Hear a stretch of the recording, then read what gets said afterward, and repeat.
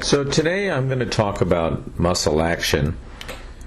Muscle action is about the gross activity of what's going on with muscles. Previously, we talked more about the molecular level with the sliding filament theory, about what's going on inside the muscle cell to cause contraction in the sarcomere. But let's see what the actions actually are for what's going on the gross anatomical level. There's two different ways you can think about exercise. One is isotonic and one is isometric. As you can see here in the definitions, it has to do really with generating tension. The tension is can be considered to be weight, but tension is actually the force that a muscle would be generating through the contraction. So if I lifted a 30-pound weight, I'd really have to be generating 30 pounds of tension. So let's talk about isotonic. That's the first one here.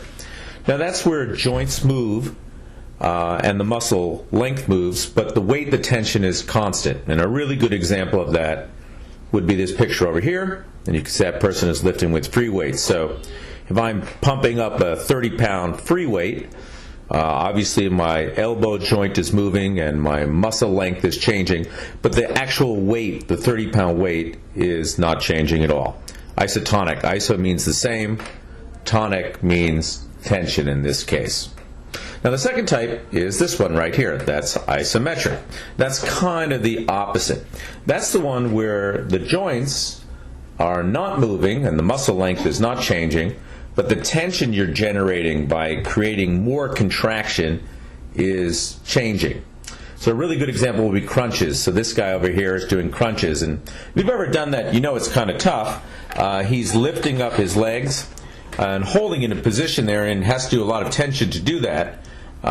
His joints are not changing and the muscle length is not changing, but he's maintaining more and more tension to keep his legs up in the air like that.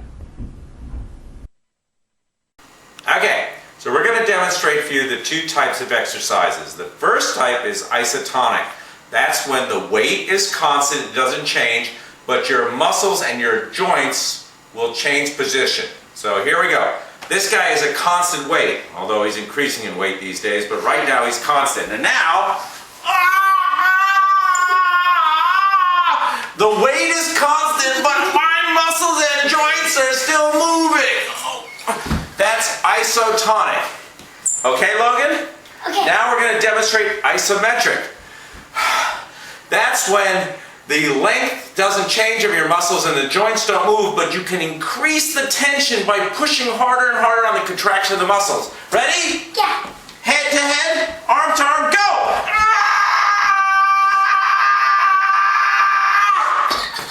You okay? No. Everyone understand? Good. Okay, so now we're going to take a look at what's actually happening. Now what you're looking at right here, this picture way down here on the bottom, is actually a tension curve for a muscle.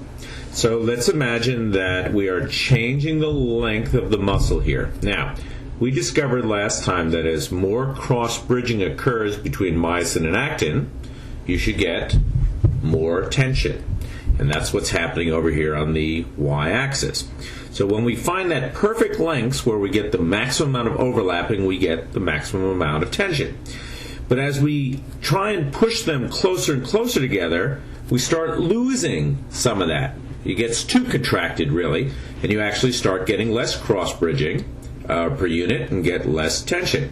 Similarly, when you're way over here and they're farther apart, you actually get less tension. And that's actually why runners stretch their legs to begin with. They're trying to get them in that exact position where they're going to get the maximum amount of tension when contractions occur in the sarcomere. Let's look at the next slide here. Well, in this next slide here, basically you're seeing what's going on in the sarcomere. So, look at over here. Way down here, okay, you actually have the Z lines too close together. You have overlapping, but there's no more place where it can go. So you don't have a lot of tension. Similarly, when you're way over here, the Z lines are far apart. They barely overlap at all. As a matter of fact, I don't think these are overlapping at all. And so you can't really push them any closer together. There's no place for the cross bridges to occur. So only over here, when you find that sweet spot where you have overlapping to begin with, but there's still, if you see over here, plenty of room for them to increase their overlapping cross-bridging and create more tension. And that's what runners are doing when they stretch before they go out for the run. Okay, so we've talked so far about isotonic exercise and isometric. Let's talk about another variable, which is aerobic exercise versus anaerobic.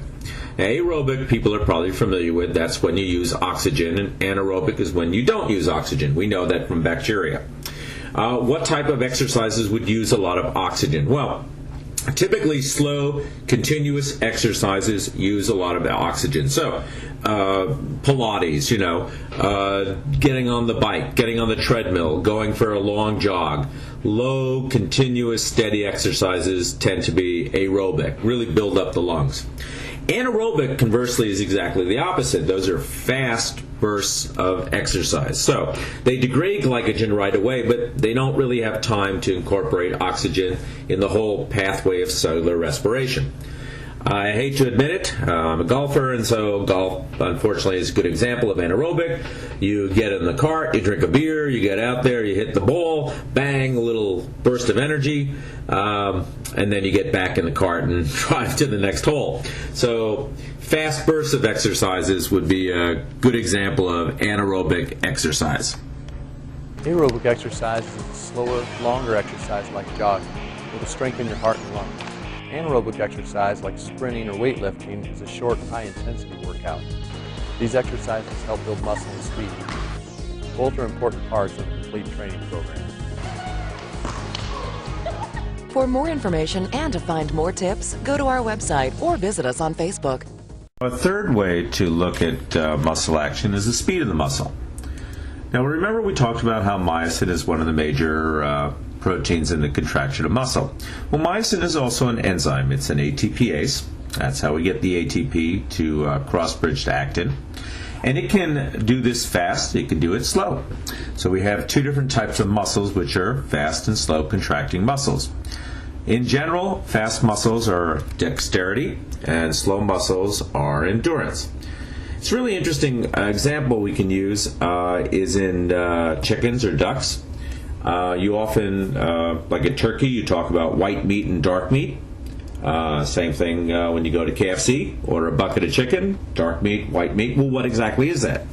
Well, it turns out that white meat is pretty much made of fast muscles, and dark meat is made of slow muscles. So, for example, if we were talking about a duck, the muscles used for the long endurance, the 4-hour flight, continuous flying action would probably be slow muscles, dark meat.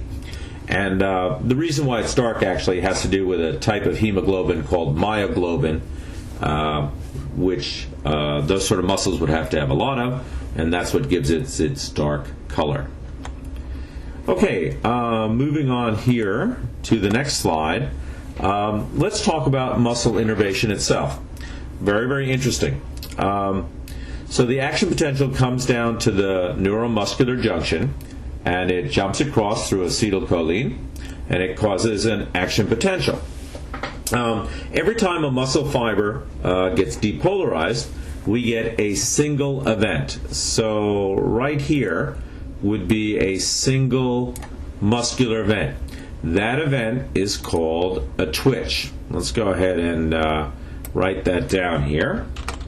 That would be called a twitch. Let me give that a little larger font so you can all see that here. How about there? Okay, so that is a single event. Now you can see that we have another twitch here, another twitch here, another twitch.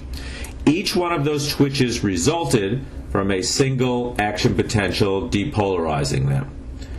Okay, so far that kind of sounds like the nerve where it's an all or nothing. All or nothing, you get an action potential. All or nothing, you get a twitch. However, if a lot of action potentials come down the road at the same time and start depolarizing lots of different fibers, you get an interesting event called summation. There it is right there. The summation, let me write that down here so everyone can remember what I'm talking about here.